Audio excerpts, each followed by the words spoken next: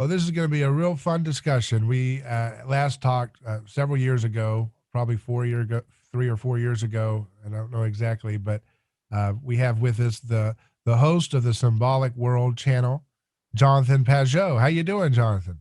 It's doing great. It's good to see you. I'm really happy to see your channel growing and you getting these amazing conversations. I've kind of been following you from afar and listening to a few of them, like Zizek and things like that, which I Yeah, thought it was just great that you were able to get him. yeah, that was fun. I sent him an email. I said I want to do a discussion about Holy Spirit community in time of pandemic. I wrote it just like that, and he just said, "Let's do it."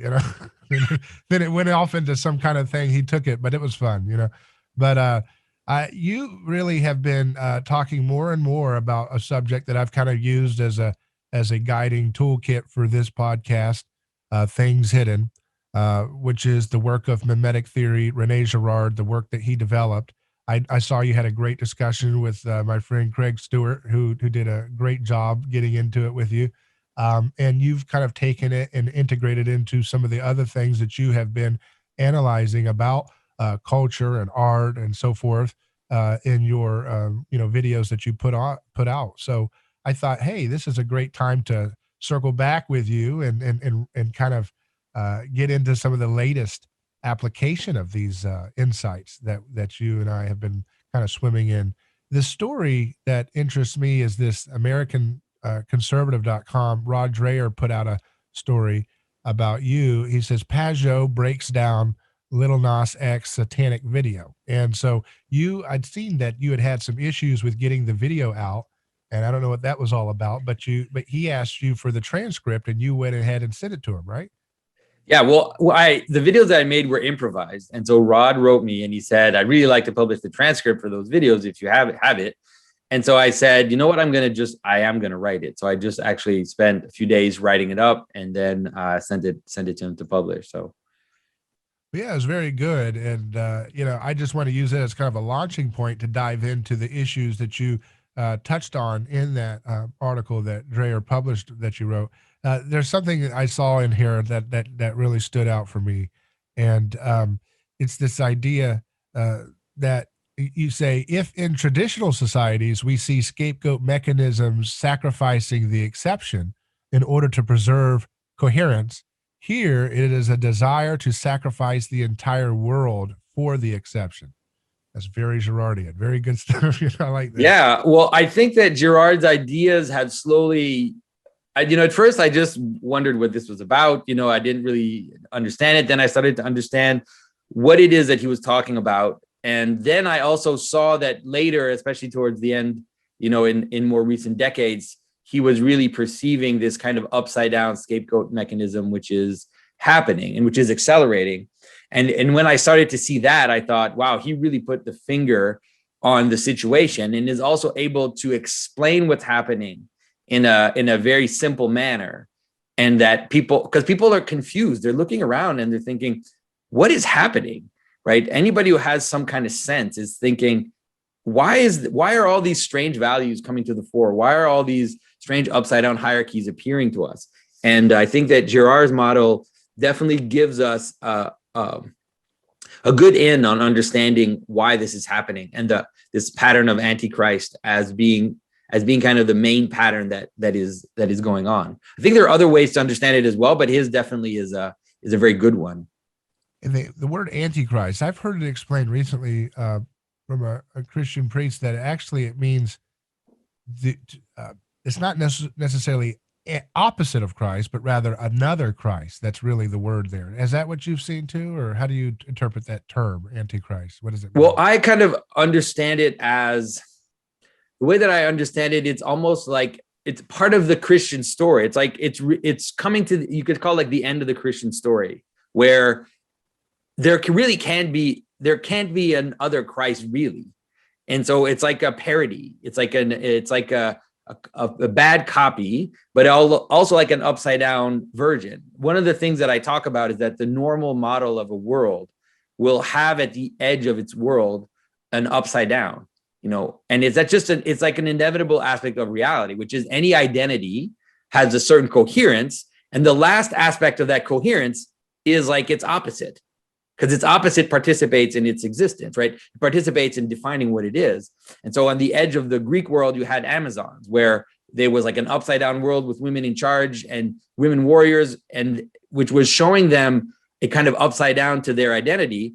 But what it does, it also consolidates your identity. So in traditional worlds, you had carnivals on the edge of the town where you would have freak shows and you'd have people doing upside down things and turning and flipping up in the air and doing all these kind of turning things. So the same thing with like the idea of carnival feasts. So like Purim, for example, at the end of the Jewish year, or at the end of the medieval Christian year, you'd have the Feast of Fools, or you'd have even the Feast of the Ass, which was like this donkey feast where they would bring the donkey up to the altar. So you'd have these upside down celebrations that show you the upside down, so then you can understand what normalcy is. Right. And one of my contentions has been that we're in a carnival world.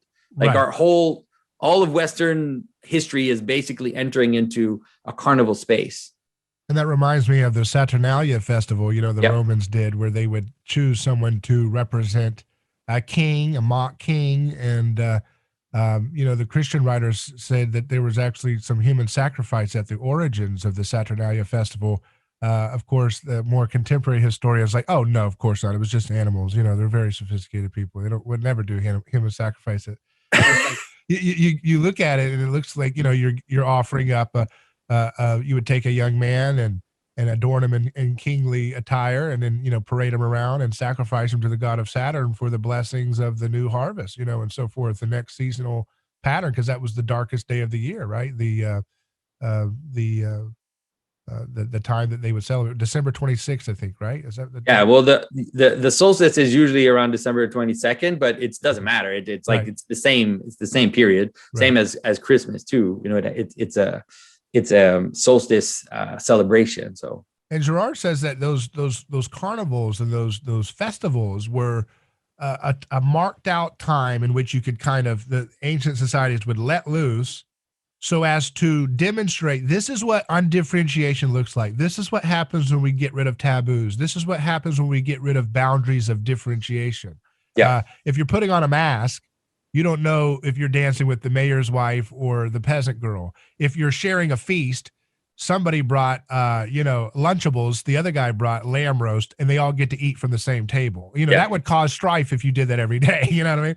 Wait a second, and then orgies and all these things, this intermingling of identity into this kind of undifferentiated chaos is meant for a certain time. And then they would culminate that with a sacrifice to remind people, okay, so you had your fun, and guess what happens when we go wild? We have to sacrifice a shared, collective offering to appease the stirred up desires that we attribute to be gods, right? And so that's what you see those festivals for. But you're right. Now we live in a world in which carnival has become the normative standard. It's not a marked out time. It is the default time, Yeah. Well, you could understand it almost as if you have carnivals at the end of small cycles, it's at the end of a year, then you would have also, we would just have a massive carnival. It's like we're at the end of something big, let's say, and so that's what it feels like. It's like the Western society is reaching a point where it's moving in. There's going to be a massive transition coming soon, and so we've entered into like a massive carnival state. And it's scary because, like you said, that carnival doesn't end well.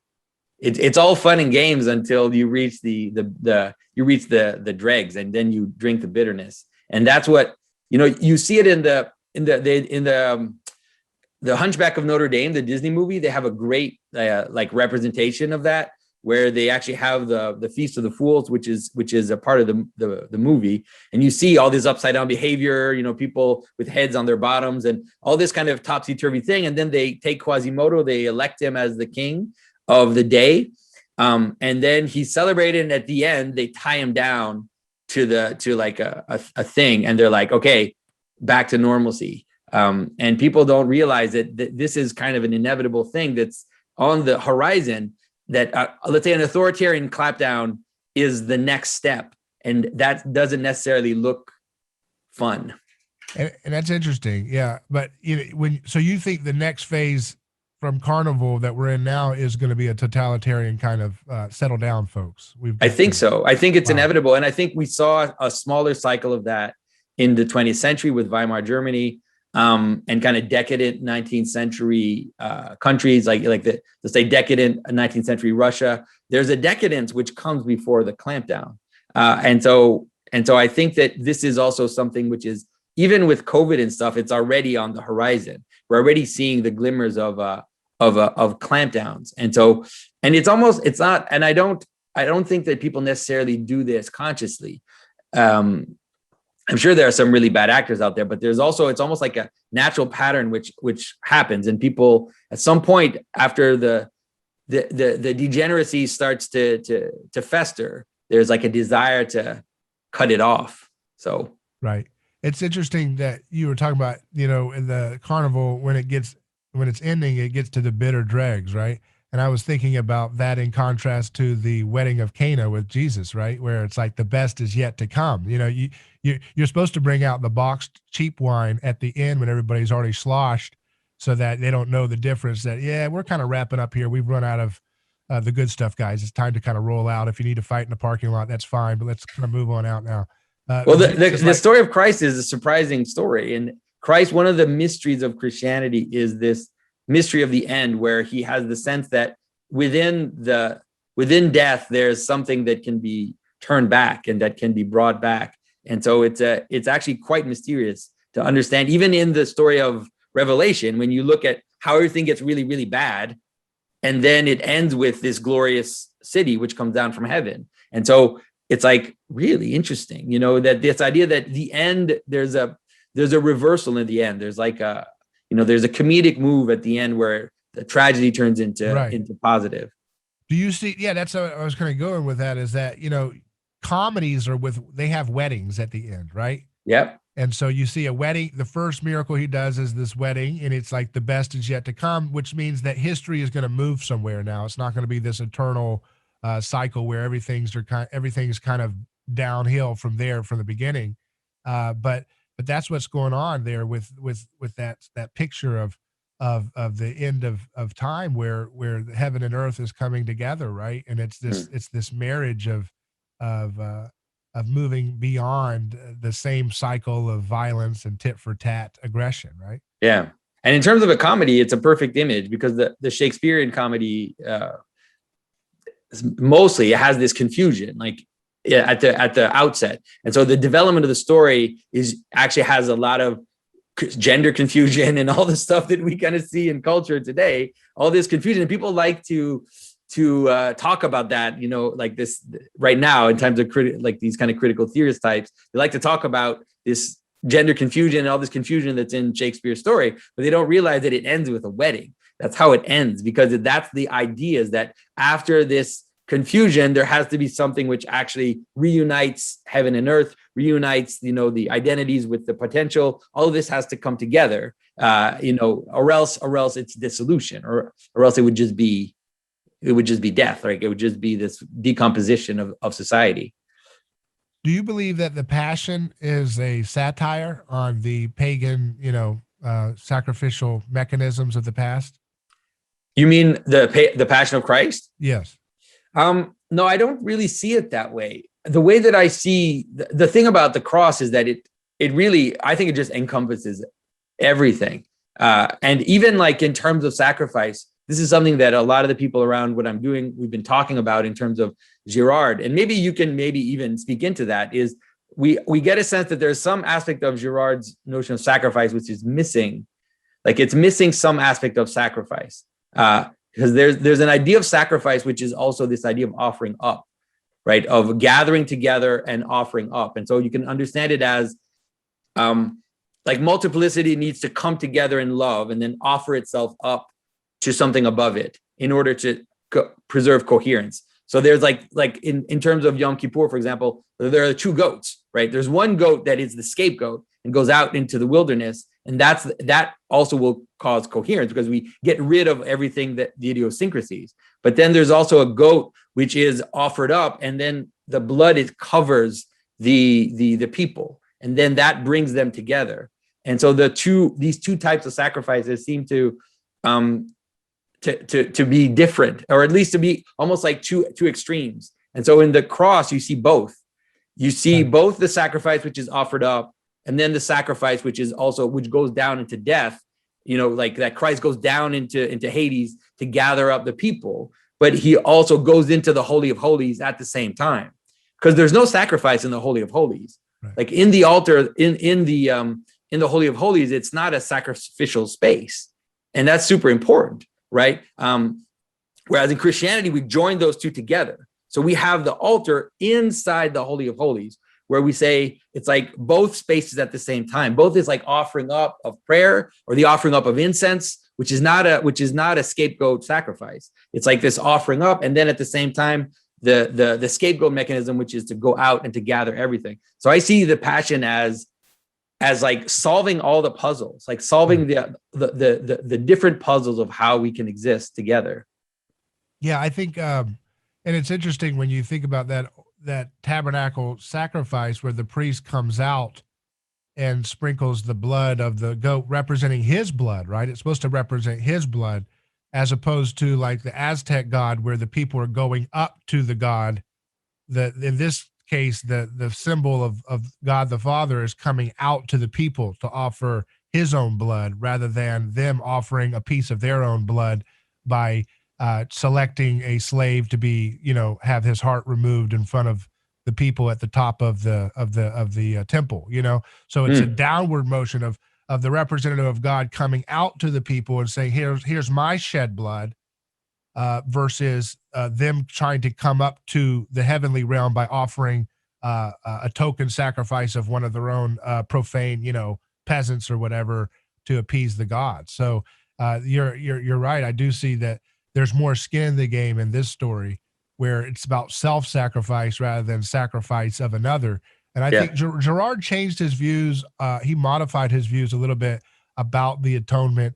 When he wrote Things Hidden Since the Foundation of the World, he was kind of negative to the book of Hebrews, right? He thought it kind of was falling too far back into a kind of pagan conception of sacrifice. But then as he got older and he thought about it more, he adjusted that and said, Hebrews is actually, it's actually fits perfectly and it's perfectly in the direction of where we should look at this, because what he's saying is that, there are two conceptions of sacrifice. One is sacrifice of another, and the other is a self-sacrifice, self-emptying, renouncing the flesh, right? And that is something where it looks basically like offering mercy for people that hurt you, that you can self-sacrifice your right to reciprocate that hurt back at them. It's the end of the mimetic contagion of violence. And that's what Jesus is offering, he's saying, so the question again still is, we don't have to go down there, but the question is, did God demand blood for him to love humanity, or was it rather that he recognized that human beings had constructed mental models about him that had made them locked in a prison of needing shed blood of sacrifice? And so rather than allowing them to continue to sacrifice each other, he said, okay, I will self-sacrifice to end your desire to sacrifice each other for reaching transcendence. And that includes not just the traditional sacrificial ritual, but also war, right? That's what Jesus was being tempted with on the Mount of Temptation. He was sitting there. I got to see, I was in that Holy Land in Jericho, actually, sitting in this tell where they had excavated the original temple of sacrifice for Jericho. This Moon City is what it's called. And the guide said, kind of like as an aside, and, oh yeah, see that mountain? That's the Mount of Temptation. And I thought about it. I said, okay, so that's what Jesus saw probably when he was being tempted by Satan to submit to Satan's way and inherit the world's kingdoms. He would have seen this massive tower in this city of Jericho, and he would have said, okay, so this is what it means to do it the worldly way. This is what it means to take power by force. And I'm being tempted to embrace that, which is ultimately the heart of the city, was that sacrificial temple where they're laying human beings and sacrificing them. That's the same mentality that one would have to have if Jesus was to take up the sword like Barabbas wanted to do and have a revolution to overthrow by force wickedness. That's a type of sacrifice, right? Yeah. No, I totally agree. I think that for sure the interesting aspect of Christianity, and even we can see it right away, even in the Old Testament, you have a different vision of how reality works, which is that almost all of so many other pagan cultures have a revolutionary model as their trope, right? And so you see it in the Greek gods, how the son will castrate the father, and then the father, to stop the other from getting him, will eat his children. So you have this system of revolution where there isn't a normal flow of authority coming down from heaven, let's say, into the world. Whereas we have a similar story in Christianity, but it's like Satan is the bad guy. Like in the Greek mythology, Satan's not the bad guy, right? It's like the revolutionary. He's only becomes the bad guy if, once someone else comes and does a revolution against him. It's like Saturn's the bad guy because Zeus was able to get rid of his father, and then Satan got rid of his father. And so there's this like revolutionary process. Whereas in Christianity, we really have this idea that, Christ submits to the Father and he gives himself, right? He gives himself to us in a certain way. He also gives himself up. He renders his spirit up to God, and he gives this flesh to us to eat. And you see that, like, that really is this other sacrifice, right? The sacrifice of this offering up of the smoke to God and then giving the flesh to the people, right? That's what Christ does, takes that on himself and says, I'm going to do an ultimate version of that. I offer up to God, I give down to the people, and then you do the same. Right now, we are called to do the same, which is to offer up our spirit to God and to give our power, give our members, give our capacity to act in the world back to those around us in love. Yeah, that's true. And the anthropological dimension of the Lord's Supper is also, of course, that it's calling back our primordial sense of the sacred, where we were doing, the society. You look at the history of anthropology, you look at archaeology, and it seems to me that the societies that practice ritual cannibalism were the ones that were able to outcompete those that didn't, in the sense that it was almost as if, this was this kind of crutch that allowed societies to have a kind of a safety valve to release their violence onto common victims and to share a sacred feast of devouring an enemy that they were scared of from a rival tribe, or a king who had lost his touch in the throne and needed to be devoured to get his essence into the society. That's what Jesus is calling us back to. It's a wake-up call. He's showing us that all of our sins are actually rooted. We think we're so sophisticated, but when we take the Lord's Supper, we are humbled to remember that we're really just at the heart of the things that we do, whether it's striving for money and status and influence and popularity and all these things.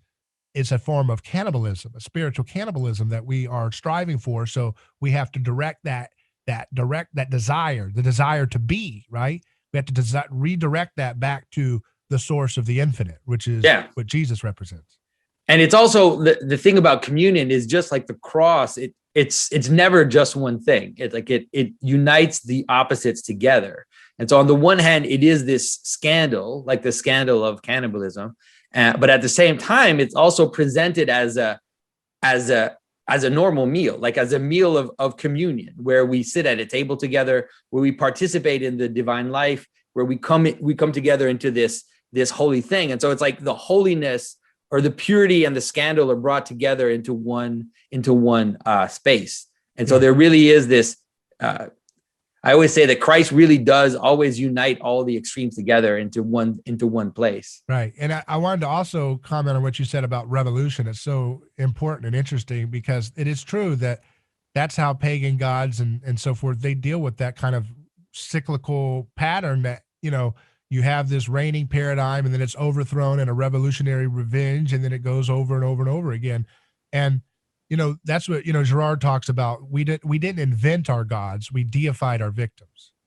Mm-hmm. And I think that's interesting, the way Jesus approaches these pagan conceptions of reality, is that he redeems them too. He brings them back, because, Jerry Boyer, a friend of mine, pointed out to me once that there's a good case that when, Paul's talking about meeting Jesus, And he says, he says, it is hard for thee to kick against the pricks, right? And this was a saying that was most popularly heard in the play The Bacchae in that time. And so when Paul's recounting how, he's talking to a Greek audience and he's trying to explain to them what's so special about this Jesus that he has changed his whole life around it. And he's someone who is he's steeped in Jewish tradition, and he's talking to these pagans, trying to get them to connect what he's trying to see. He quotes this quote from the Bacchae. That would be like saying, "I'll be back," and you're like, "Oh yeah, Terminator." Okay, gotcha. I got you. I know what you're saying. So you look at that play, the Bacchae. That's Dionysus speaking to King Pentheus when King Pentheus puts him on trial. And of course, Dionysus is this quintessential pagan good time deity that's about the orgies and about the wine and everything. And then he's the god of the crowd. He tears his victims apart in the crowd, just as he was torn apart by the Titans. And so he's replaying the same trauma. This is important, right? This is going to get at the heart of this victimism that you've identified in this article, because he's replaying the same trauma done to him. Dionysus was torn apart. He was a victim of child abuse, ritual child abuse by the Titans. And so he replays that trauma over and over again with his own cult that devotes themselves to him in a maddening undifferentiation of chaos. So he tells King Pentheus, "You think you're the king, but I'm actually the one in charge here. And it's hard for thee to kick against the pricks. You can run, but you can't hide. I'm the God here." And so when Jesus is using the words of Dionysus, or not, but Paul's talking, what he's doing is he's redeeming the victim underneath the Dionysian myth. You see, he's redeeming and saying, look, this is a cycle of violence in which you can't escape, but I'm here to create a new cycle of forgiveness and reconciliation, so that Paul was on the road to kill more Christians. He was on the road to go tear people apart, just like Dionysus. And yet Jesus is able to speak a word that recalls Dionysus's own mental prison, and then kind of redeem it from within and say, look, you don't have to do this because it's hard for thee to kick against the pricks, meaning you can run, but you can't hide from my love and my forgiveness. It's a new order. I'm not going to get revenge on you. Dionysus would get revenge on Paul for killing his followers, right? But in this new world order, Jesus is saying, no, I'm the God here, and you can't escape my forgiveness and my love. So now there's a new way that you're going to go and treat people with that same reality, No, I think your insight especially about how Christ includes everything, in the sense that, because I always tell people, like, everybody likes to talk about non-dualism, and it's like Christianity is a non-dual religion. And what that means is that it actually includes everything, but it includes it in this transformative way that you talked about. And so it's like the Dionysian aspect of reality, let's say, is there in Christianity. It's there in communion itself, right? It's right there in communion itself. And Christ transforms that. And so, like, the undifferentiation of chaos, right?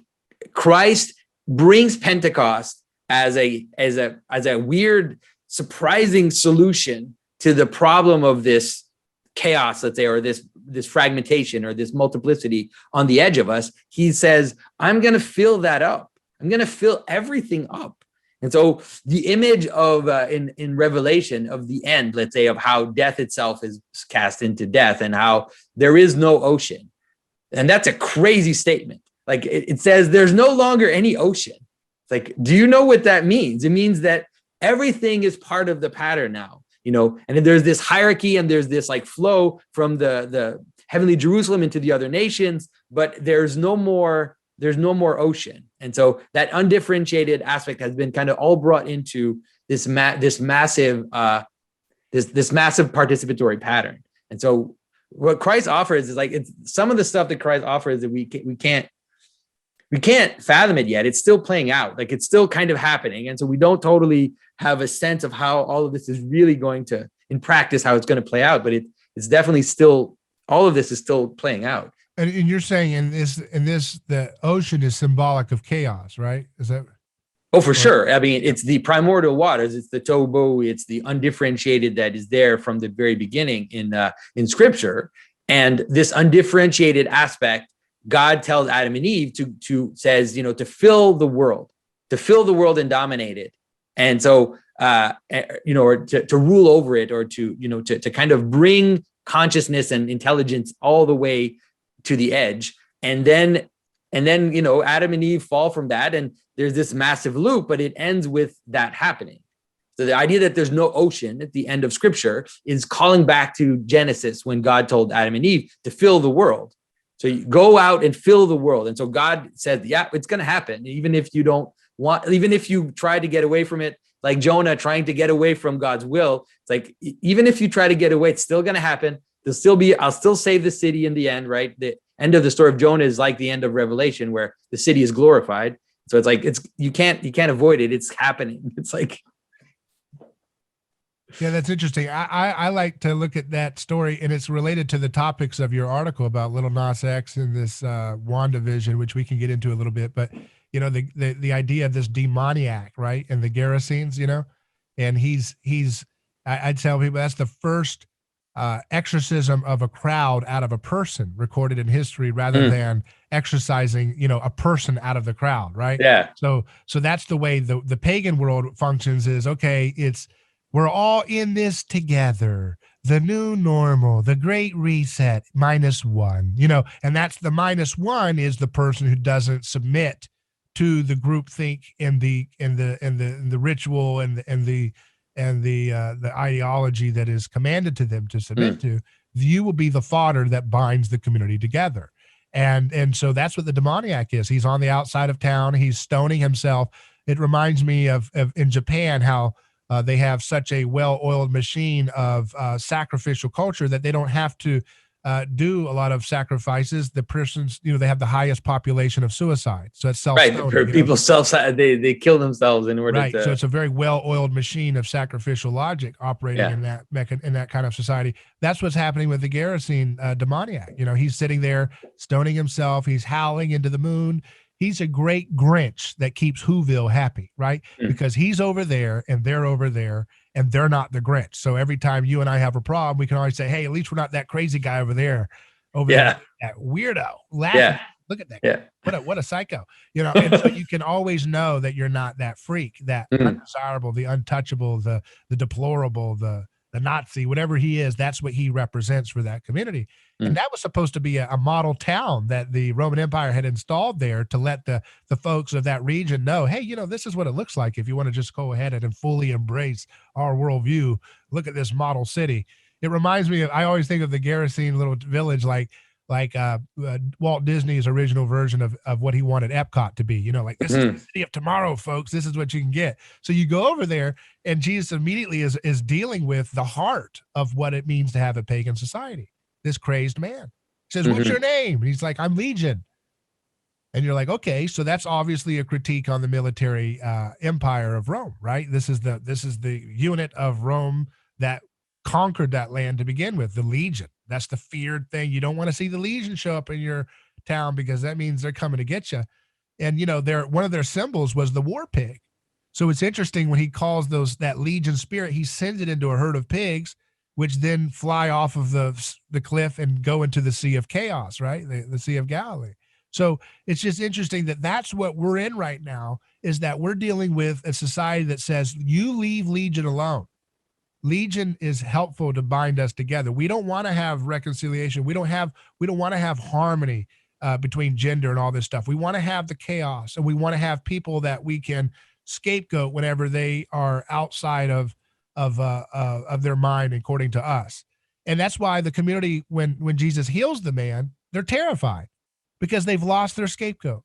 They've lost their binding agent. And right now, I think we're in a moment where, we have to figure out how to be Christ to the demoniacs around us, including ourselves, if we can fall into that, and learn how to deprogram from that groupthink, learn how to deprogram from that imperialistic decadence that had consumed this man's being and made him a depository of all the wickedness of that community, I mean, right now is a very interesting moment because of the way that it's all like a weird upside down scapegoat mechanism. It's really hard to deal with. It's very difficult to address it, because what's going on is that those that usually were scapegoated, it's something like the return of the scapegoat. You can almost kind of see it that way. It's like you send the goat away to Azazel, right? And then it's like it goes out in the desert, and then at the end of the world it comes back, and then it's like then it starts to say, I'm here to judge you, because you threw me out. And so it has a weird power which is able to gather together. There's a really weird idea in the Norse mythology, which is that this god at the end of time, he'll gather the fingernails of everybody, like all the fingernails that were cut off, and he's going to gather them into a chariot, and he's going to come and like judge the world or attack the world with his chariot of cut off fingernails. And so this idea that at the end there's like a way to gather up all that is rejected and use it as a vehicle to kind of destroy the world. And it seems like that's what is happening. And it's difficult, especially as Christians, because we have compassion for those that are rejected. We have compassion for those that are marginalized. So it's like we have a natural tendency to want to defend the weak, defend those that are on the outside, defend those that are that don't have the normal cover of society. But then, so how do we deal with this? Because all of a sudden there's this strange coming together of all these marginal elements, and they're becoming tyrannical. And so it's a difficult position to be in terms of Christians. Yeah, Satan is basically using human shields, right? Don't touch him, or don't mess with me, because he's going to go down. This victim's going to go down with, if you attack me, I'm going to take the victim. I'm going to take this victim. I'm going to take. Yeah, you're going to be attacking a victim. You're going to be. It reminds me of, remember that movie, the original, that Batman movie with Michael Keaton and the Joker character, and he's like, you wouldn't hit a man with glasses, would you? And he put the glasses on, and he's like, bam, punched him, and it's like. That's the kind of way that Satan works, right? You wouldn't hurt someone who's weak, would you? Look at how weak I look. And that's what that's what the Antichrist is. It always is going into the domain of the scapegoats and saying, hey, this is what Christ tells you to do, to defend them. And you're like, okay, now you're messing with my head. And that's the way it works. That's how it works. Yeah, exactly. Now you're messing with my head. Because the right typically gets this wrong because they just react. So they're like, every time there's a shooting, they're like, oh, you should have been following orders. And it's like, well, that's the way of the pagan world, right? Yeah. That's how the pagans dealt with that. If you were to ask a Roman pagan, hey, wasn't that a little bit abusive the way you guys just beat up that guy who was accused of a crime? Like, are you kidding me? Get out of here. You should follow orders, or else I'm about to lash you too. So that's the way the pagan world dealt with things. Here's a hierarchy. If you're not on the certain level of the hierarchy, you shut your mouth, or you're going to get killed or hurt or really brutalized. Yeah. And today the right is like, I call it like scapegoat classic is the right. And then scapegoat classic. Yeah. It's like Coca-Cola classic. And then, so you have that they're the scapegoat classic. So they're all about, you should just submit. And it's like, okay, well, yeah, there's wisdom in that. Obviously, people should not talk back to police when they have a gun and things like that. You should, and you should do whatever you can to survive, right?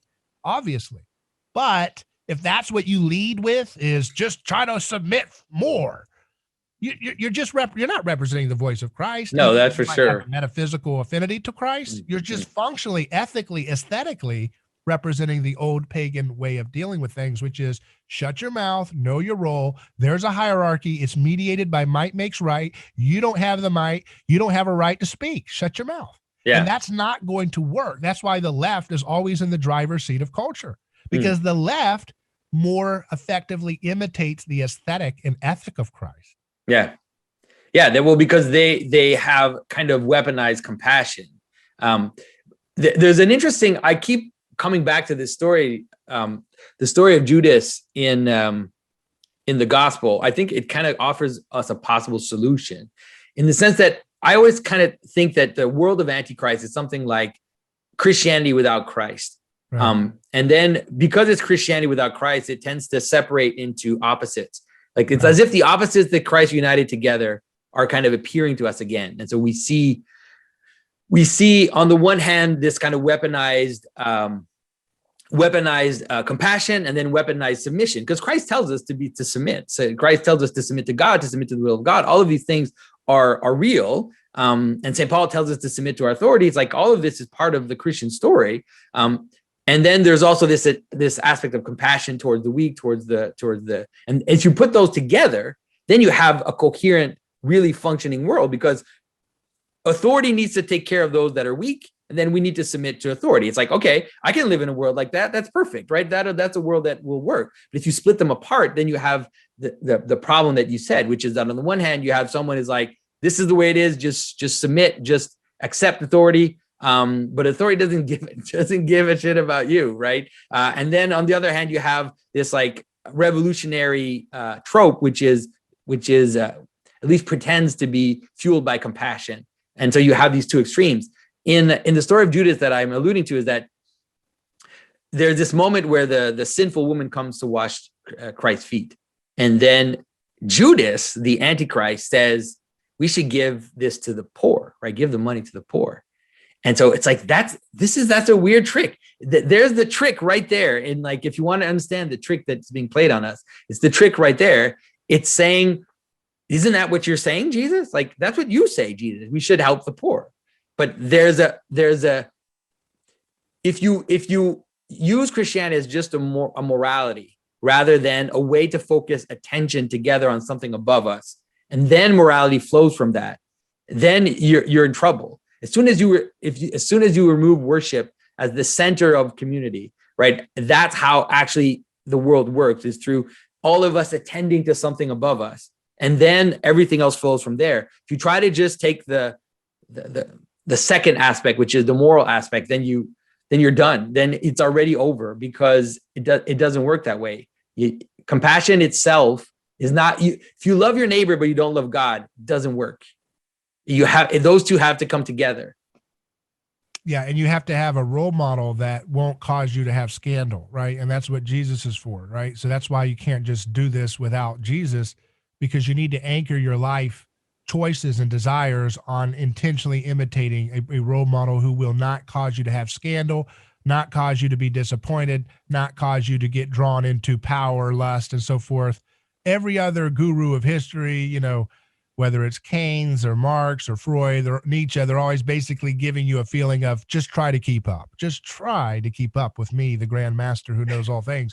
Jesus doesn't do that, right? He's like, just try to keep up with washing feet. He reverses that, which is the kind of role model you need to actually do what we're talking about here, which is the renunciation of that fleshly desire to respond. And there's a lot of physical reality to this. Mirror neurons, physical aggression. It's very hard to stop it once it starts. It's very hard to stop the feeling you feel. If you and I were to walk by, a fight breaking out, it would cause our heart to race. It would cause our adrenaline to come. We would get drawn in like magnets. Unfortunately, it's the closer we are to it.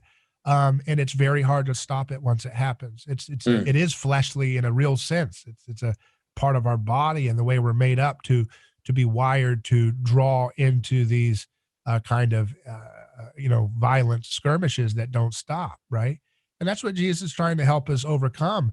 I think that it's very practical what he's trying to get us to do. It's very concrete. And I think one thing, when Jesus says over and over again, the meme, he says, I am the stone that the builders rejected. The stone the builders rejected has become the cornerstone, right?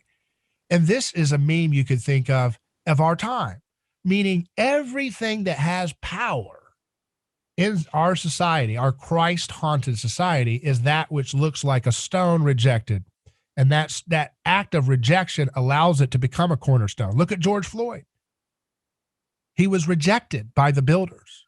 The builders are the gatekeepers of the institutions of law and so forth, and they killed him.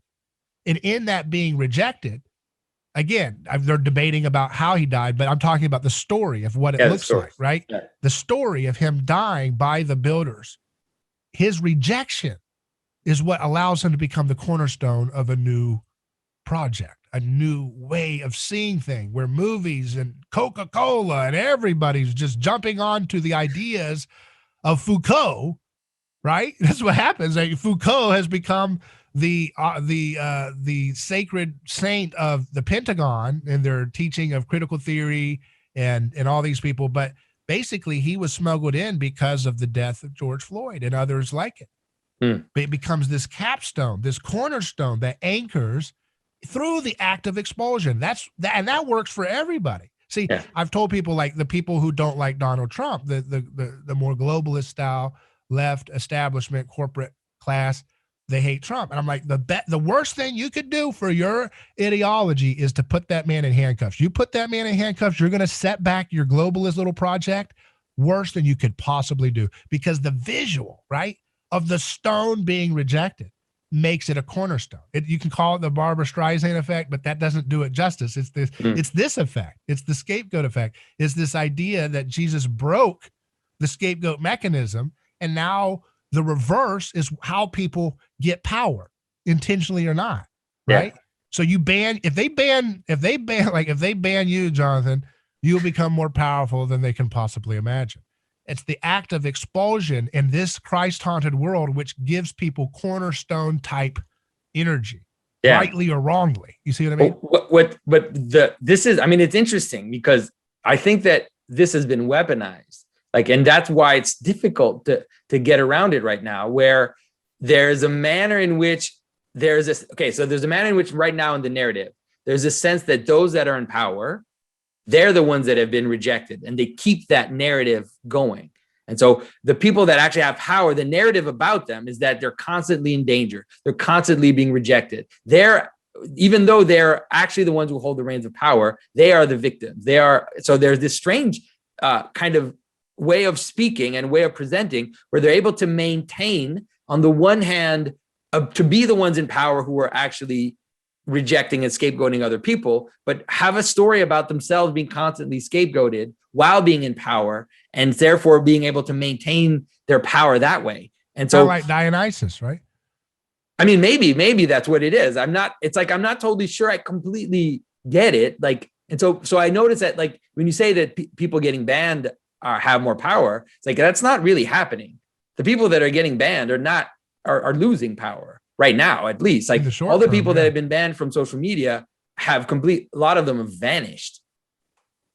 Whether I agree with them or not, whether I think that they think that Stéphane Molineux's opinions are reprehensible, he's gone. And he doesn't have a voice anymore. And so it's whether I think that even Alex Jones, he's holding on a little bit, but whether I think that he has, that I agree with him or not, he's being really tossed from the story. So I don't know. I struggle to see what exactly is happening and what's going to happen. But I feel like they've really been able to weaponize the scapegoat mechanism to keep it on their side all the time. Right. And that's why, that January 6th thing, right? They said that was an insurrection. It was a revolution. There was no guns found, where maybe one person had a gun or something, but they weren't even wielding it. So one guy brought, I guess, a handful of plastic ties, but they turned that into, this is a 9/11 like event. And so what happened, with that is, that, and of course the right was imitating the left in their mobs that they saw over the summer. So they were mimetically undifferentiated from their leftist opponents. But the TV party used that as an opportunity to remind people of the sacredness of their temple. Nancy Pelosi said, this is a sacred temple. Well, a temple is sacred in the pagan world because you sacrifice. You choose who lives and who dies. You choose who's being sacrificed. You choose how its sacrifice is going to happen. That's exactly what DC has done. That's exactly what the Capitol building has done. The Capitol building plots insurrection chaos all over the globe. Mm-hmm. They did it in Libya, in Tripoli. They did it in Damascus. Yeah, Ukraine. Always scheming to create insurrection chaos there. That's why they're sacred. They have the power. They determine which capitals are destroyed. You don't ever step in that sacred temple. You have profaned it, right? You don't bring a mob chaos to their doorstep. That's what they do around the world. Yeah. And that's why we're dealing with these things. See, I think a lot of the ways that we can solve this problem is to literally start trying to practice nonviolence as a church. We should be fighting against these wicked wars. We should be fighting against these wicked laws that pulverize people's liberties, that humiliate people's families. And if we would do that, I mean, I'm not saying it's a political answer only, but I do believe that that's one way to start easing the tension and start providing a witness Mhm. in the madness. So for example, like we're always, because Christians typically react, because that's not what we're supposed to do. We're supposed to be the forward vision thinkers, but we always react. So we're always like, okay, well, yeah, we have a lot of broken families. People don't stay married and so forth. But have you not seen? I mean, I'm talking about America now. You know how many years we've been at war, and what war does to families. What does Mhm. war do to people who have PTSD? What does it do to tear families apart if someone dies or is maimed or burned? What happens generationally when you're always at war? I mean, I can think of people all around me who have grandparents that were tortured in World War II and so forth like that. And that violence, it spirals generationally into next generation because of, Mhm. of abuse or whatever happens, things like that. So much of what we are experiencing could be stopped if the church would be more forward in stopping sacrificial violence from happening on their watch. Instead of always saying, all right, send our sons off to war. Wait a second. There's a reason why the early church had a timeout period of what was it, 2 years? If you were a military person who converted to the church, you couldn't be baptized. You had to spend 2 years getting catechized, Mhm. because they realized that, going to war was really a pagan thing. I mean, I'm not saying there's never a place for war here. I'm just saying that the way Yeah. it's done is often pagan, right? And Yeah. And that's an example of how we've been going along with wickedness, and then we're surprised when we're catechizing generations in denialism. Oh, how did this happen? How did mm, this happen? Yeah, you've been just tearing families apart. mm, You know what I mean? yeah. Well, in the Orthodox tradition, even I think still today, or maybe not today, but at least until the late Middle Ages, there was a sense where soldiers, it was accepted that soldiers go to war, but whatever they did during there wasn't this idea of holy war where the killing you did in war you had to go to confession for. You wouldn't like get some kind of merit for the killing that you did in terms of the church. You might get social merit. You might get, like, let's say, secular glory in terms of being recognized, but you would still have to confess that in church. I think, I don't know. Like in terms of, I see it more, I tend to see it more from the idea of the saint, in the sense that I tend to see it more in terms of the personal, let's say. And that's kind of where one of the places where I agree with Jordan Peterson, for example, which is that I really think that the world is built through saints, and that saints hold up reality. And so the best thing you can do is to create a loving community within your family, within those around you, that you learn to love God and to love your neighbor, and that will reverberate. But I think that in terms of a social effect, at least like a direct social effect in terms of politics and stuff, I think it's too late.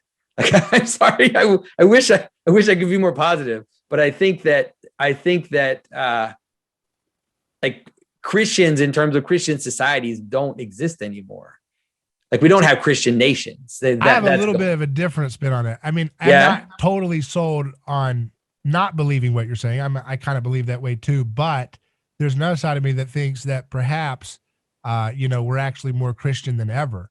And that if Mm. we can get into the Lil Nas and that WandaVision, I haven't seen either, but I just read your description of it. That's all I know about them. But um, I feel like the more, you were talking about how it seems like it's more and more cleverly disguised in Christian garb, right? That to me sounds like a defeated enemy, right?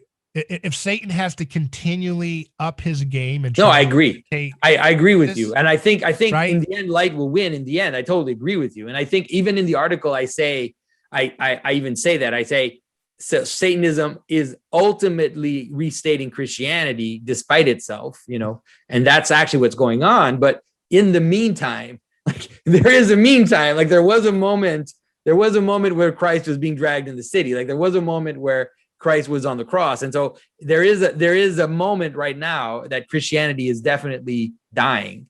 And that it's no longer an explicit social force. And I think that, like you said, implicitly, it's still filling up the world. But And I as it talk is, about this. Sorry? As it is expelled, it will become more powerful. See, it's in the act of expulsion that you become the cornerstone. So as people see Christians being more overtly persecuted, it will get more and more people interested in it. And that's what happens. That's the trap that Jesus set for Satan. And Jesus is winning. I mean, that's the thing, is like, it looks ugly. I mean, obviously, the history is rife with a lot of horrible, terrible abuse of human beings and terrible pain and suffering.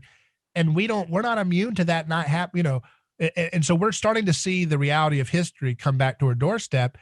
It doesn't mean that we're losing, though. It just means that things are getting real and Satan's losing, and he's going to start striking out more and more viciously and cleverly. But the problem is he's losing his game because he has to keep imitating. It's like if you have a competitor, and in the old days, he didn't have to dress up his stuff. You know, he was just like off with their heads, or, you know, hey, take that guy and do a, you know, the way the Vikings would split their ribs open, you know, the cross eagle.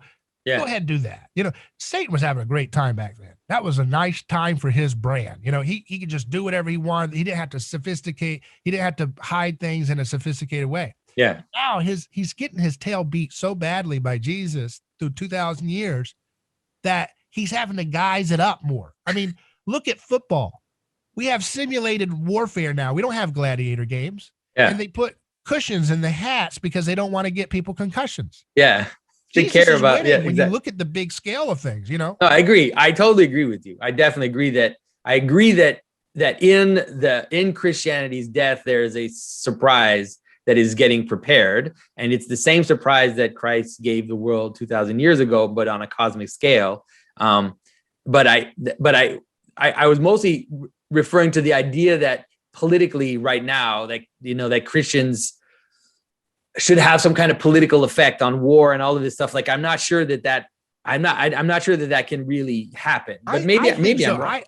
Here's what I think. Think about this. Yeah. I mean, if you want to empathize with the left, you know, I listen to the left and they say, you guys, every time there's a police shooting, all you say is you should have obeyed faster. And I say, you know, there's a truth to that.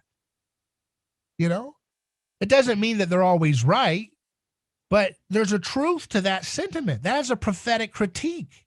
Mm-hmm. And so if we start to listen to that critique, that doesn't mean we defund the police or whatever, but if you start to listen to that truth and see where you can harmonize with it, then you can actually get, here's the deal. It's not about, if we do something different, we'll win over the left. They'll love us. They may, you know, anybody can return to Christ.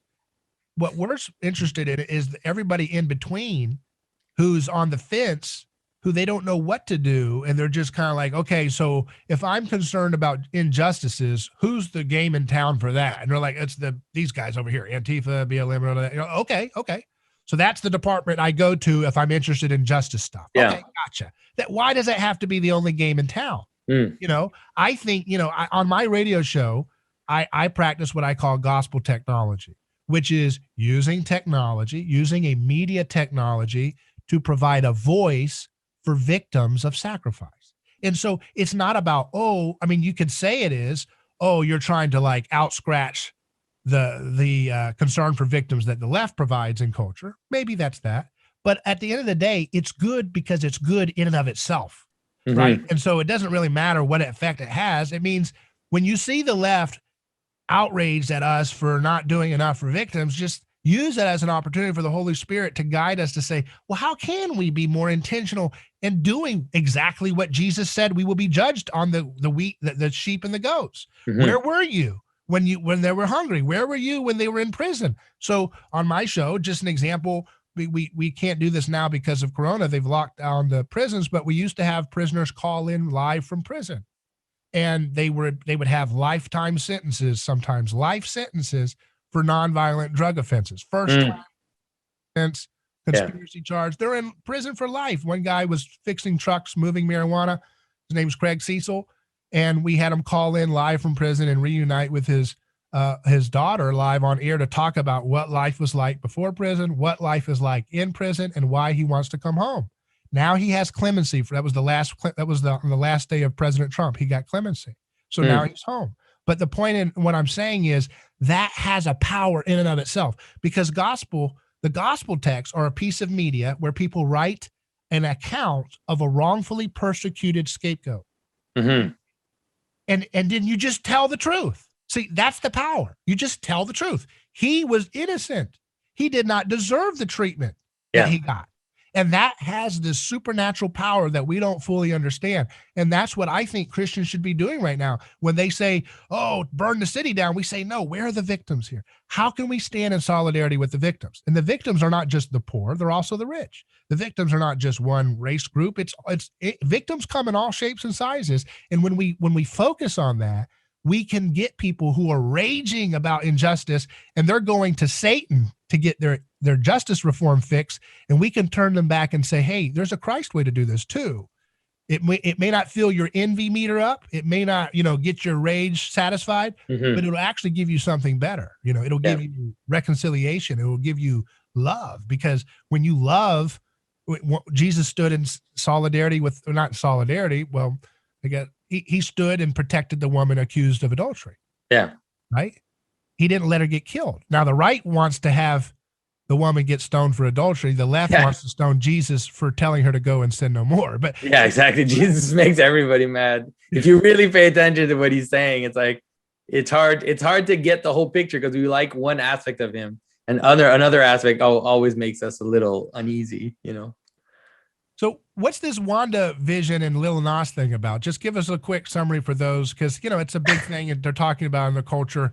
You described it well. You don't have to describe all the dance moves of Lil Nas, but yeah, no, I mostly wanted to, first of all, try to help people understand what is the satanic imagery and why it's attracting attention. Like, why is it that he could make a video like that?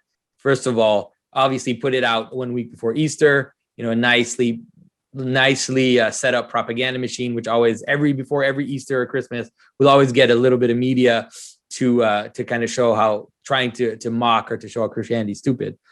But I mostly wanted to show how there's a coherence in the symbolism that's used, and it's like a satanic coherence, and it's a coherence of a revolutionary structure, and a structure which is based on self-love and pride, and how this self-love and pride plays itself out in this revolutionary trope, which you see in the video, which ends with him breaking the neck of the devil and then putting the devil's crown on his own head. And so I tried to show how this revolutionary pattern is there, from, in the Enlightenment, you have Napoleon putting the crown on his own head and declaring himself emperor.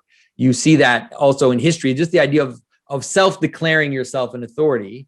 It's the sin in the garden, right? It's the taking the fruit for yourself. It's the devil trying to take the place of God. All of this revolutionary pattern is kind of boiled down into this strange video about a rapper who is seduced by himself and then falls into like this self-victimhood, self-abasement, and then finally this kind of self revolution where he kills the devil himself and puts the crown on his head. So it's a form of solipsism and a form of sterility. All of this is like part of the imagery. And in WandaVision, I tried to show WandaVision has a similar pattern where you have this character, this witch, who creates this solipsistic world where she creates like a matrix, and then she kind of preserves her husband in this fake husband alive, and she has these fake children in this matrix, and then she tortures everybody in order to preserve this kind of fantasy world that she has. Truman Show. Yeah, with something like that, except that she's the one who's torturing. It's as if Truman was creating an ideal world for himself and willing to torture everybody else in order to preserve that. And so she's kind of presented as immoral, but nonetheless, like, you're supposed to have sympathy for her way more than you are for all the people she's torturing in order to make that happen. And so I wanted to really show how the satanic pattern, like people who say they worship the devil, most of them don't believe in the devil, right? If you talk to LaVey type Satanists, they'll tell you, I don't believe in the devil. They really want to embody this kind of Promethean figure.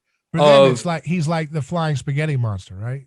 Yeah, well, for them, it's mostly that he's a figure of secularism. Like the devil is actually a figure of secularism, which is this notion of equality in the sense of declaring yourself equal to that which is above you, taking power from that which is above you, and ultimately saying that God doesn't exist and cutting the head off the head of the king are similar gestures. It's like I'm I'm the authority of myself. Like it's a self authority, and it's like, because that's what actually American culture is based on, that idea. Like it's based on the idea of Wilt, right? Yeah, the idea of the supreme individual, the idea of the individual that is the author of reality, basically. But now it's brought to a caricature, and the caricature is part of the social narrative, which is that the idea, for example, in like the weird gender stuff, where I am going to change the entire world based on my proclivity, based on my desire. So I have a sense that I am this like unknown gender. And now I want all of reality to accept that, not only accept it, but change all their laws, all their rules. Everything has to apply to my particular idiosyncratic will. And so I'm trying to show how the satanic trope, even though obviously Lil Nas X is doing this to provoke, he's using all the tropes he can to just get attention. But the very fact that to get attention, you can do something like that tells us about where we are in culture, right? If you had put a video like that out 200 years ago, they would just put him in jail or something. Like they would have ignored him. Like these satanic bands have been around forever and no one cares. Like there are way worse things in culture, like Cannibal Corpse or War or all these horrible bands. No one pays attention to them. But the fact that we're paying attention to this and it's getting hundreds of millions of views, they're talking about it in the media, and they're talking about the reaction to it in the media, means that it has a cultural place to play in the narrative. And it's exemplifying something about where we are in the story and what our values are. So that's basically the point of the article. Yeah, it's interesting. I don't think that's going to satisfy. I think this is a sign that this is going to be a quick thing, and we're going to be on to something else, because again, like look at the top box office performing movies, right? Spider-Man and Avengers and Batman and everything. If you look at all those stories, they're all Christian still, even though they're adding, pagan violent symbols and stuff in there. Mm. All of it, like the end of the Avengers, and this is a spoiler for those of you who haven't seen it. The end of the Avengers is the character has to sacrifice himself, life to say. So it the story is very Christian. Look, they're fighting a war. That's not going to solve it. Beating them with force is not going to solve it. I've heard that before. That's do not resist evil with violence. That's take up your cross. That's go, so it's the same stuff. War's not going to solve this. Self-sacrifice magically solves the whole thing. Christian. Yeah. And so you get that Batman, everything, they're all doing stuff like that.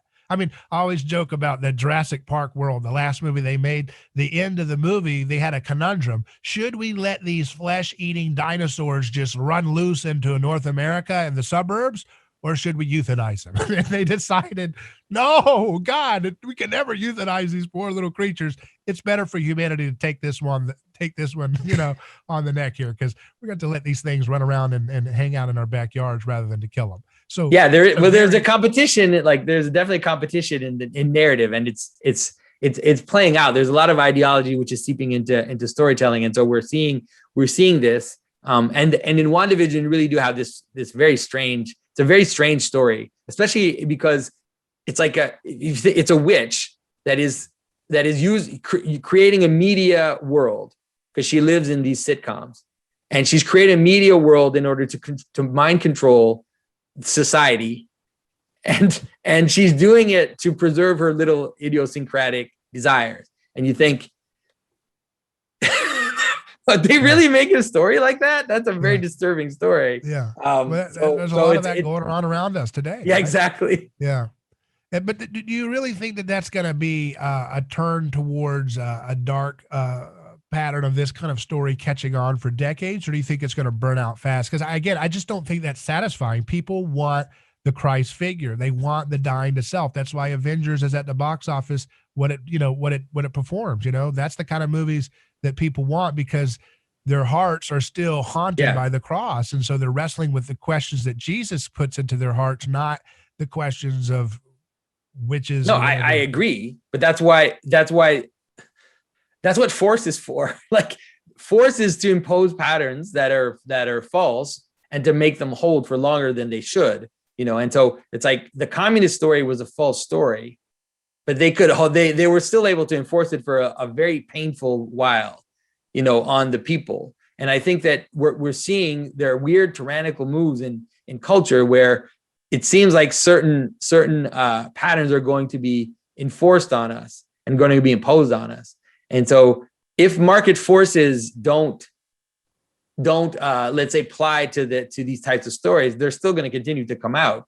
Just like propaganda doesn't care if you like it or not. It just needs to be pumped out at you nonstop in order to try to change the natural pattern of being and to try to apply it to your will. So I think that those stories are not going to go away soon, just because right now the powers that be are behind those stories. And so they're going to continue. It's going to be a painful while. I agree that in the end, it can't hold, because it's not just like communism can't hold. It collapses because it's not a natural pattern, but it can take a while and it can be painful before it happens. Do you think that America and Canada are capable in this time period to do authoritarian, violent policies like to the level of Nazism and Stalinism?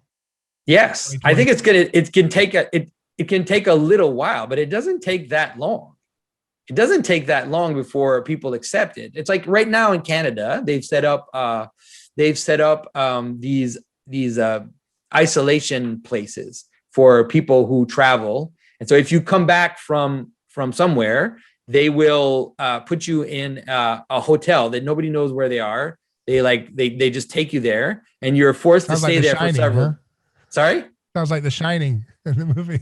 And you're forced to stay there for several days. And so people say, well, it's not a big deal. It's just for health measures. It's just for this. But once the system of control is set up, it's there. Government doesn't like to give up systems of control once they've set them up. And so once that's set up, it can be used for all kinds of reasons. And also, in the fact that COVID is actually coming down politically, that it's actually not coming down just in terms of medical. It's actually seems to be happening politically, and people are taking political sides with COVID. Then it means that the idea of medically quarantining someone by force will end up being a political gesture and not just a medical gesture. Interesting. What do you think is the significance of the critical theory, cancel culture, and the racial unrest coinciding with the COVID stuff? It's been weird, right? It's like a twofer. You got this double. Have you looked into the symbolic meaning of these things coming together at the same time? Or yeah, no, for sure. I've been thinking about that quite a bit. I made a few videos on George Floyd and how the COVID treatment was acting like a kind of fasting. Especially last year, you had this lockdown, which was strangely during Lent as well. So you had this weird lockdown, which was like a fasting where people were sports was taken away from people. All the mechanisms of venting were kind of taken away, going out, hanging out with your friends. So everybody was locked down. And then this killing happened. And the killing was really, like you said, it was really a ritual thing. It played out religiously, because especially in terms of race, what happened is that the white people were supposed to both identify with the victim and identify with the killer, right? It's because you couldn't just identify with the victim because you're part of the problem. And so you need to identify with the killer and with the victim. And it's like, that leads to ecstatic religious experience. And that's what happened. People exploded out into the street. And then the only reason why we were allowed to commune together was to celebrate this event. And so the state sanctioned this religious celebration and removed all its strictures in order to permit this one reason why we are allowed to come together. So what it was telling us was the only reason we have to come together is to fight racism. The only reason we have to commune is to participate in this pattern of sacrifice and self-flagellation, and this weird event where we both, like you said, we both see ourselves as those that killed George Floyd and made him a scapegoat, and then celebrate him as a new god, basically a new saint. And some of the imagery was insane, like showing him with wings and halos and even icons of George Floyd, and people, there were images of him where people would come and and would kneel in front of the images and like put all these flowers and stuff. And so it really was a religious event that happened. So how does it fit so nicely though into perpetuity though? You know, this idea that we're living in this world where we're going to have a new normal, where we're having everything canceled. Like, it's just weird how like Dr. Seuss is being canceled and Curious George and all this stuff. Plus the pandemic is continuing to like become a new normal as part of this. Like, what is the connection between we're scared of a disease and we're also scared of differentiation, right? It's strange, right?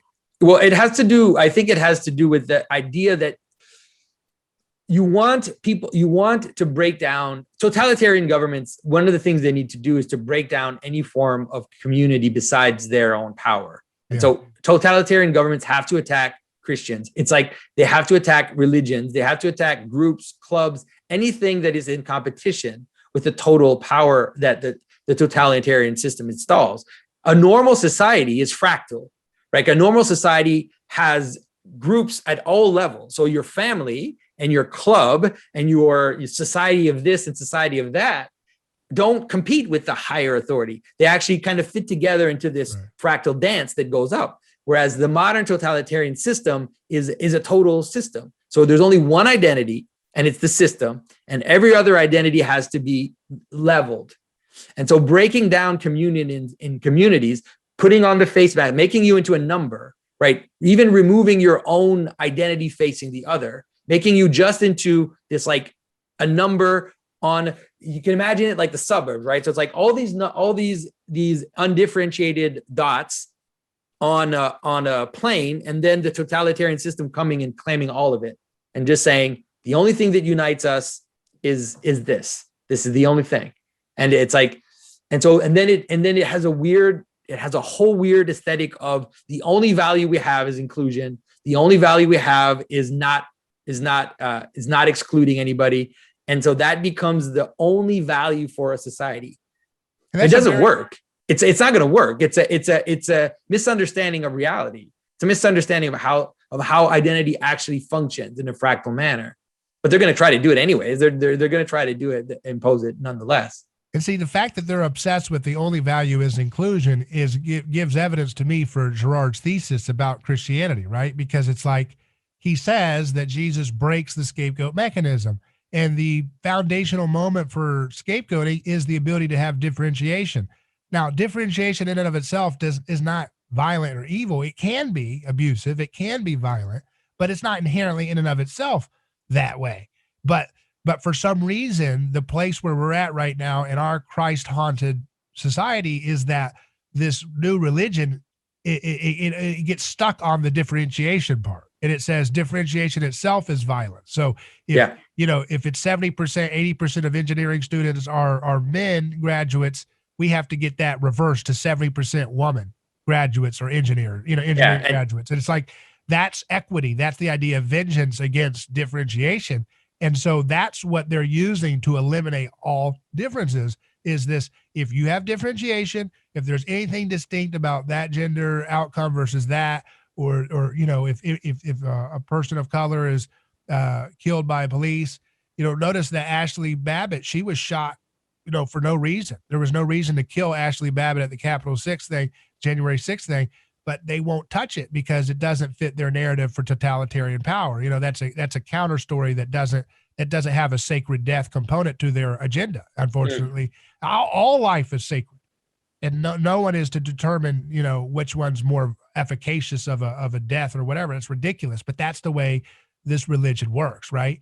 But that to me is a sign of exactly what Jesus predicted when he said that mother will be against daughter and father will be against son and so forth, meaning that's what happens to societies when they get the gospel revelation, but they don't want to repent, right? Mm-hmm. That's what happens. It dissolves all the boundaries of hierarchy and togetherness that were built on older institutions of sacrifice. And when you dissolve them, you go back to the primordial undifferentiation of the chaos that all these creation myths around the world talk about, this primordial chaos that's resolved by some kind of cartoonish violence amongst the gods, what we realize that is actually not the beginning of the world, but rather the beginning of the social order again, a restart, right? And so so we're headed towards that primordial chaotic moment because we don't want to repent, but I don't believe that it's some kind of thing set in stone. I think at any moment we could repent. We could have a renaissance. We could have revival. Yeah. I think there will be. I think there'll be. I think the imagery of the ark is probably the best image. I think that in the darkness and in the chaos that is setting up, there will be people who will notice what's going on and then will repent and will make a move, let's say. But at least for now, it will be like a seed that's being planted for the next whatever. Like, I don't know exactly how it's going to play out, but it seems like that's what's going to happen. And in terms of the idea of undifferentiation, one of the weirdness about the moment is that undifferentiation doesn't exist, right? Like pure chaos doesn't exist. It's actually underneath existence. It doesn't exist in itself. And in the desire to return to chaos, right? The desire to have just pure materiality, or the desire to have, let's say, pure equality, all of these types of gestures towards undifferentiation, what they end up doing is actually create upside down hierarchies, because undifferentiation doesn't exist. And so in order to attain undifferentiation, the move that's made is to put the upside down above. At first saying we're gonna create this equality, but it ends up doing like creating a satanic hierarchy, an upside down hierarchy. Because you want to get rid of meritocracy and all this other stuff, which just so you end up putting, let's say, you take the most marginalized character, and then you make them into the top of the hierarchy. But you want them to stay marginalized. It's like a weird thing. It's like you don't really make them king in the way you don't really make them king, or you don't really make them in. It's hard to totally understand what's going on. That's why they hate like black conservatives and black libertarians, because they're part of the marginalized community of African Americans, but they don't fit. Right? They don't come together in the way that they want that image to come together into like a new image or a new idol. They see them as like tricksters, don't they? Like shapeshifters, right? Yeah, exactly. Which is fascinating. Yeah, you have certain sacred identity markers, but yet you speak a tongue that does not conform to the ideas of Karl Marx or John Maynard Keynes or Michel Foucault, Herbert Marcuse. These are the same. And isn't it funny, by the way, the white supremacy of their whole thing? They got a bunch of dead old white European guys, and that's the only game in town. If you care about racial justice, you got to be into Herbert Marcuse or Foucault, or maybe a little bit of Karl Marx. If you're a moderate Democrat, you can embrace Keynes, but you have to have all these dead old white European guys' ideas if you want to be authentically black. I mean, how racist is that? Isn't it? Isn't it amazing? No, but it's definitely a weaponizing of identity and race that we're seeing now. And it's so it's hard to, I mean, I think that at least as people, you just have to continue to exemplify the love of Christ. I always tell people that you just need to be honest about your encounter with someone, And so we've, like, for example, like we've demonized the surprise of the strange, which is actually something which is completely natural. So if you try to demonize that, then you create this weird thing. It's like, yeah, meet someone from another culture and be surprised at how weird they are compared to you, but don't take that as a means to demonize them, but just take it as this strange surprise and like this encounter where you discover and you exchange, and then slowly the differences start to tame each other, and you start to see the person for something more than just a stereotype. But that reaction to the strange is a totally natural reaction. It's like, I lived in Africa for 7 years, and it's like there are some things that I saw there that were just, to me, completely unfathomable. And it was just like, okay, well, let's talk. Let's talk about this. Like, let's meet each other as people, and then have a slow discovery of each other, so that we learn to love each other in a real way. Well, Jonathan, I really have enjoyed this discussion, and I want to give you last comments or thoughts if there's anything you'd like to let people know about. And I'll leave you with the final question of, So what do you, I mean, you've kind of sketched a little bit of an idea about what we should do. Are you a fan of like the Benedict option, or, what's your prescription for, how Christians or people who are concerned about this time should be thinking and acting? Well, I think that I think Christians need to rediscover, let's say, Christianity. I think that we need to rediscover just how permeating it is in terms of a story. One of the problems that we've had in terms of Christianity is that we basically accepted a materialist point of view, and then we've overlaid this Christian story on top of it. And so there's almost like a schizophrenic vision of Christianity. I think we need to replunge into, let's say, the worldview of Christianity, see it as a theory about reality itself and how reality actually works, and start to try to embody that in practice in terms of our own spiritual life, in terms of our community. And I think that that's really the only option. And then what that will lead to is beauty and powerful stories, because the stories, you said it, the stories that are being told right now are horrible, and they're not true. And so if we can relive and re-embody the power of the story that Christ offers us, then we can then present that to the world. Like, we can live it and then show it and embody it in beauty, in terms of art, in terms of community, that will be like shining beacons. And so I think that that's the best way to go about this. Well, very beautifully said. I appreciate your time, Jonathan. Thanks for coming. Thanks for having me. It was a lot of fun.